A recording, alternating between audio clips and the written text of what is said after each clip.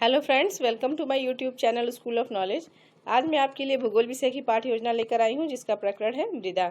आइए देखते हैं कि मृदा के लिए पाठ्य योजना कैसे तैयार करेंगे। तो इसमें हम सबसे ऊपर लिखते हैं पाठ्य योजना संख्या, उसके बाद देते हैं छात्राध्यापक या फिर छात्राध्यापिका का नाम, उसके बाद देते हैं विद्यालय का नाम। विद्यालय का नाम वो होगा जहाँ पे आप ट्रेनिंग ले रहे होंगे अपने बीएड के लिए, ठीक है। उसके बाद इस तरह से एक टेबल बनाते हैं जिसके अंतर्गत इन 6 बिंदुओं को लिखा जाता है। तो जिसमें पहला बिंदु होता है, वो है दिनांक का, दूसरा है कक्षा, तीसरा है विषय और जो यहाँ होगा, और चौथा है उपविषय। उसके बाद लिखते हैं चक्र और फिर देते हैं अवधि, ठीक है। तो इस तरह से हम ये कॉलम बनाते हैं। उसके बाद प्रकरण लिखा जाता है। प्रकरण है आपका मृदा। प्रकरण लिखने के बाद हम नंबर आता है उद्देश्य का। तो उद्देश्य दो तरह के दिए जाते हैं। एक उद्देश्य होता है सामान्य उद्देश्य। सामान्य उद्देश्य जो होता है वो आपके प्रकरण विषय से संबंधित होगा। तो हमारा विषय क्या है? भूगोल विषय है। तो हम जो भी उद्देश्य लिखेंगे वो भूगोल विषय को ध्यान में रखते हुए लिखेंगे। तो इसमें पहला बिंदु है छात्रों को भूगोल के द्वारा स्थल संबंधी तथ्यों की जानकारी देना। दूसरा, छात्रों को भौगोलिक परिस्थितियों के अनुसार मानव जीवन को अनुकूल बनाने का ज्ञान प्रदान करना।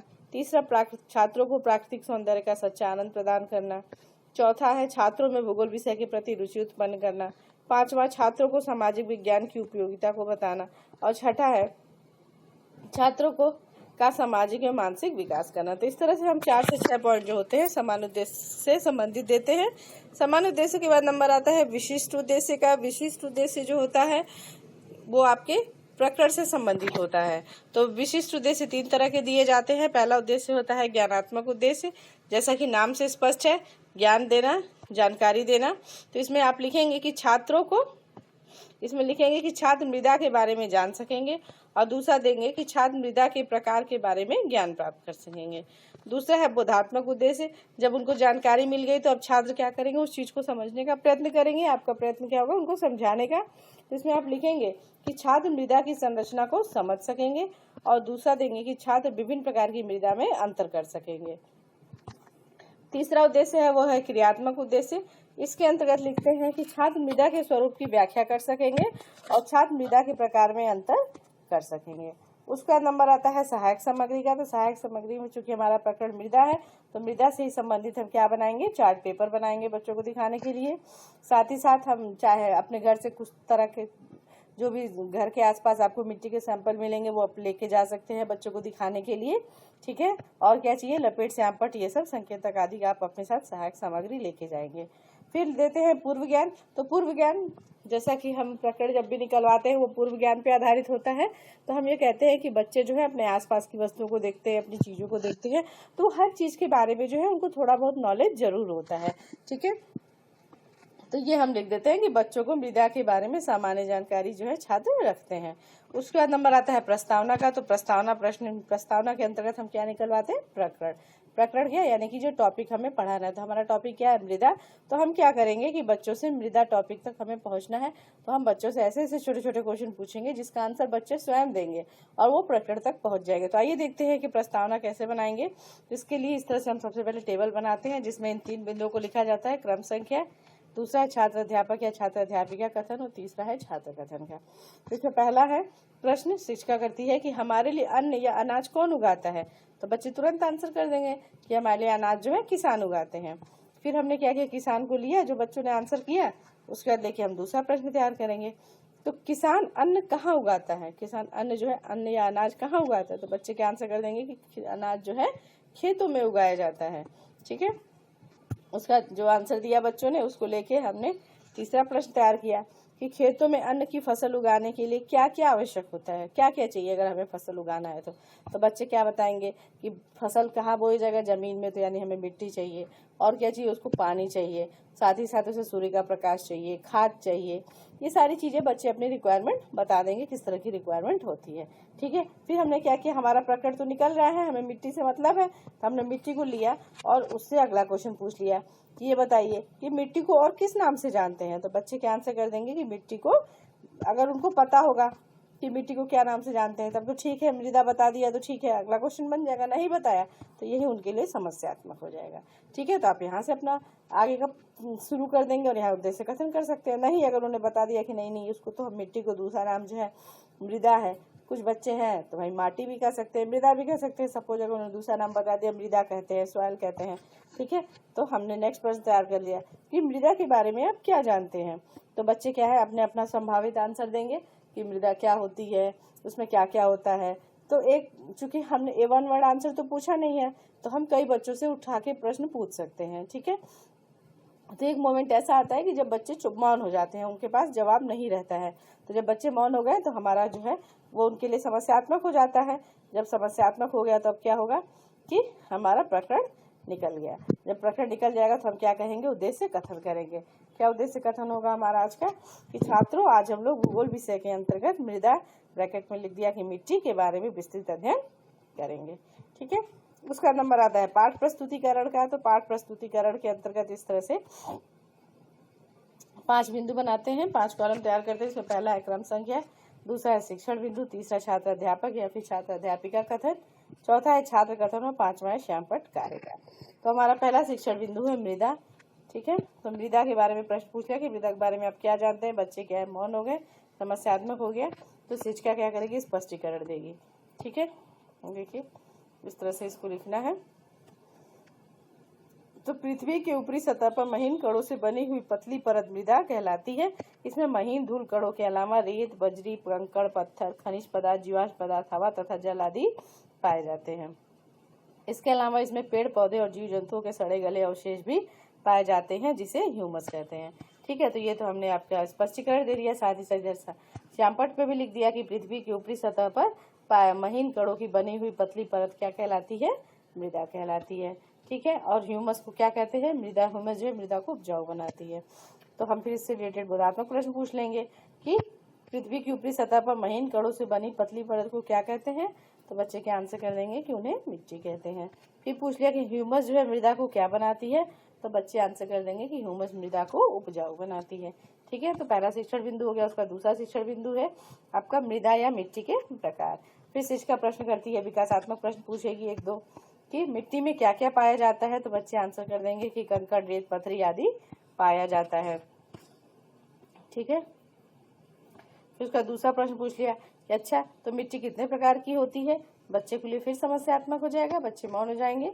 तो शिक्षिका क्या करेगी, स्पष्टीकरण देगी कि भारत में मुख्यतः 6 प्रकार की मृदा पाई जाती है। तो जो पहली मृदा कौन सी है, वो है जलोढ़ मृदा। यह सबसे अधिक उपजाऊ मृदा होती है। यह नदियों के द्वारा अपने साथ बहाकर लाए गए महीन मलबा के जमाव से बनती है। भारत का उत्तरी विशाल मैदान इसी मृदा से बना है, ठीक है। और इसके साथ ही साथ श्यामपट्ट पे लिख दिया कि जलोढ़ मृदा में गेहूं, चावल, गन्ना आदि उगाया जाता है, ठीक। उसके बाद दूसरा है आपका काली मृदा। तो काली मृदा के लिए लिख दिया कि यह लावा की चट्टानों के टूटने फूटने से बनती है और इसे कपासी या रेगुर मिट्टी भी कहते हैं। और क्या लिख दिया कि काली मृदा या कपास की खेती के लिए उपयुक्त होती है। तीसरी मिट्टी जो है वो है आपकी लाल पीली मिट्टी। तो इस मिट्टी का निर्माण कहाँ होता है, प्रायद्वीपीय पठारी भागों में। ये पुरानी चट्टानों के टूटने से बनती है, ठीक है। और क्या बताया कि लाल पीली मृदा कहाँ होती है, गर्म एवं सूखे भागों में पाए जाने के कारण ये कैसी होती है, ये कम उपजाऊ होती है, ठीक है। उसके बाद जो लाल पीली मृदा के बाद चौथे नंबर की जो मृदा है वो है लैटराइट मृदा। तो इसमें लिखते हैं कि यह मृदा यह मिट्टी गर्म और अधिक वर्षा वाले स्थानों पर पाई जाती है। पोषक तत्वों के अभाव में यह कम उपजाऊ होती है, ठीक है। ये भी गर्म वाली जगह पाई जाएगी, लेकिन ये जहाँ पे पानी ज्यादा बरसता है वहां पे पाई जाती है लैटराइट मिट्टी। तो इसमें क्या लिख दिया कि लैटराइट मिट्टी में चाय, कॉफी, काजू आदि की खेती की जाती है। उसका 5वीं जो मृदा है वो है मरुस्थलीय या शुष्क मृदा। तो इसमें लिखेंगे कि भारत में मिट्टी कम वर्षा वाले क्षेत्रों में पाई जाती है। यह रेतीली और नमकीन होती है। इस मिट्टी में तेलहन फसलों को उगाया जाता है, यानी जो फसलें तेल का पैदावार करती है उनको उगाया जाता है। और ये मिट्टी कैसी होती है, श्यामपट्ट पे लिख के दिखा दिया कि मिट्टी शुष्क मिट्टी में नमी नहीं होती है, ठीक है। शुष्क है तभी तो नमी नहीं है, तभी तो शुष्क है। उसका 6ठी मृदा जो है पर्वतीय मृदा होती है। नाम से स्पष्ट है कि कहाँ पे होगी, पर्वतों पे होगी। तो इसमें लिख दिया, इसमें बता देंगे छात्रों को कि यह मृदा पर्वतीय एवं पहाड़ी भागों में पाई जाती है। यह मृदा ढालों पर पतली परत के रूप में होती है, ठीक है। और क्या बता दिया इधर श्यामपट्ट पे कि पर्वतीय मृदा पर किसकी खेती होती है, गरम मसालों की खेती की जाती है, ठीक है। इसमें और अगर आप चाहे समझाना तो आप समझा सकते हैं। तो जैसे कि ये आपका पहाड़ है, ठीक है, तो जो ये वाला एरिया है, जो पहाड़ वाला एरिया, तो इस पे तो बता दिया कि पतली होगी, लेकिन एक चीज देखिए ना, जैसे अब बारिश हुई तो क्या हुआ, ये बारिश होने पे क्या हुआ, ये साइड साइड की जो पतली परत है वो बह के पानी के साथ नीचे इकट्ठी हो जाएगी। तो ये वाली परत कैसी होगी, फिर ये परत मोटी हो जाती है, क्योंकि जो उपजाऊ परत जो ऊपर से गिर के आ रही है वो यहाँ इकट्ठी हो जाती है। तो यहाँ तो पतला हो गया, लेकिन यहाँ और इस जगह पे नीचे में जो ग्रुप्स है वहाँ पे मोटा हो जाता है इसकी लेयर, ठीक है। उसका इससे रिलेटेड बोधात्मक प्रश्न पूछ लिया कि सबसे अधिक उपजाऊ मिट्टी कौन सी होती है, तो बच्चे के आंसर कर देंगे कि जलोढ़ मिट्टी होती है। फिर दूसरा प्रश्न पूछ लिया कि चाय कॉफी की खेती किस मृदा में करते हैं, तो बच्चे आंसर कर देंगे कि इसे लैटराइट मृदा में करते हैं। उसके बाद हमारा हो गया दूसरा शिक्षण बिंदु, फिर आता है नंबर तीसरे शिक्षण बिंदु का। तो तीसरा शिक्षण बिंदु है मृदा अपरदन तथा मृदा संरक्षण। तो पहला हम एक विकासात्मक प्रश्न पूछ लेंगे कि जलोढ़ मृदा के निर्माण में कौन सहायक होता है, तो हम आंसर कर देंगे कि नदियां सहायक होती हैं। फिर दूसरा पूछ लिया कि मृदा अपरदन तथा मृदा संरक्षण से क्या तात्पर्य है, बच्चे क्या मौन हो जाएंगे, समस्यात्मक हो गया तो शिक्षिका क्या करेगी, स्पष्टीकरण देगी कि मृदा अपरदन क्या है। मृदा के कटाव तथा उसके बहाव की प्रक्रिया को मृदा अपरदन कहते हैं। इसमें मिट्टी कम उपजाऊ हो जाए, इससे मिट्टी क्या होती है, कम उपजाऊ। क्या हो रहा है कि मिट्टी जो है ऊपरी परत, जो उपजाऊ परत है वो बह के चली जा रही है पानी के साथ, तो क्या हुआ, हमें मिट्टी कैसी हो गई, कम उपजाऊ हो जाती है मृदा अपरदन से, ठीक है। और मृदा संरक्षण क्या है, इसका उल्टा हो जाएगा, मृदा अपरदन को रोकना और उसके उपजाऊपन को बनाए रखना क्या कहलाता है, मृदा संरक्षण कहलाता है, ठीक है। इधर श्यामपट्ट में हमने एक पॉइंट लिख के बता दिया कि पेड़ लगाकर मृदा अपरदन को रोका जा सकता है। उसके बाद इससे रिलेटेड बोधात्मक प्रश्न पूछ लिया कि मृदा के कटने तथा उसके बहाव की प्रक्रिया को क्या कहते हैं, बच्चे आंसर कर देंगे उसे मृदा अपरदन कहते हैं। फिर दूसरा प्रश्न, मिट्टी के अपरदन को कैसे रोका जा सकता है, तो आंसर दे देंगे बच्चे कि पेड़ लगाकर इसे रोका जा सकता है। उसके बाद ये हो गया हमारा शिक्षण बिंदु, प्रस्तुतिकरण खत्म हो गया। फिर नंबर आता है पुनरावृत्ति प्रश्न का। तो पुनरावृत्ति प्रश्न में आप 3 से 4 क्वेश्चन पूछते हैं। पुनरावृत्ति प्रश्न में उन्हीं प्रश्नों को पूछा जाता है जो कि आप शिक्षण बिंदु में पढ़ाए रहते हैं, और तीनों ही शिक्षण बिंदु से एक एक क्वेश्चन पूछिए। इसमें हमने पहला प्रश्न पूछ लिया कि मृदा से क्या तात्पर्य है, मृदा कितने प्रकार की होती है, और मृदा अपरदन तथा मृदा संरक्षण से क्या तात्पर्य है। उसके बाद आता है नंबर श्यामपट्ट सारांश का। तो श्यामपट्ट सारांश में जो आपने पुनरावृत्ति में प्रश्न पूछे होते हैं उसी का कोशिश करते हैं कि उसका आंसर ही हम श्यामपट्ट सारांश में लिख दें, ताकि बच्चों को पढ़ने में और जो भी आपने चैप्टर पढ़ाया है उसका सारांश निकालने में, सार निकालने में दिक्कत ना हो, उनको आसानी से पता चल जाए कि आज आपने उस चैप्टर के अंतर्गत क्या पढ़ा है। तो हमारा पहला प्रश्न था मृदा से क्या तात्पर्य है, तो श्यामपट्ट सारांश में हमने लिख दिया पहला, मृदा क्या है, पृथ्वी की ऊपरी सतह पर महीन कणों से बनी पतली परत को मृदा कहते हैं।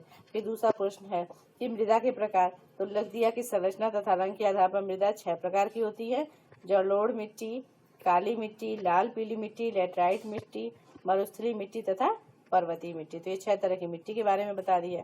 उसका जो लास्ट क्वेश्चन पूछ लिया कि लास्ट है था कि मृदा अपरदन तथा मृदा संरक्षण, तो उसको लिख के दिखा दिया कि मिट्टी के कटाव तथा उसके बहाव की प्रक्रिया को मृदा अपरदन कहते हैं, और मृदा संरक्षण क्या है कि मृदा के अपरदन को रोकने तथा उसके उपजाऊपन को बनाए रखने को मृदा संरक्षण कहते हैं, ठीक है। उसके बाद नंबर आता है गृह कार्य का। तो गृह कार्य में हमने दे दिया कि मिट्टी तथा उसके प्रकार को याद करके आना है। तो फ्रेंड्स, ये थी हमारी आज की पाठ्य योजना, सवाल के आपके पे आधारित थी। फ्रेंड्स, आपको मेरी ये वीडियो कैसी लगी कमेंट करके जरूर बताइएगा। अगर आपको मेरी वीडियो अच्छी लगी हो तो प्लीज इसे लाइक करें, शेयर करें और मेरे चैनल को सब्सक्राइब करें। नेक्स्ट वीडियो में आपसे फिर मुलाकात होगी, तब तक के लिए आप अपना ध्यान रखें। Take care, bye.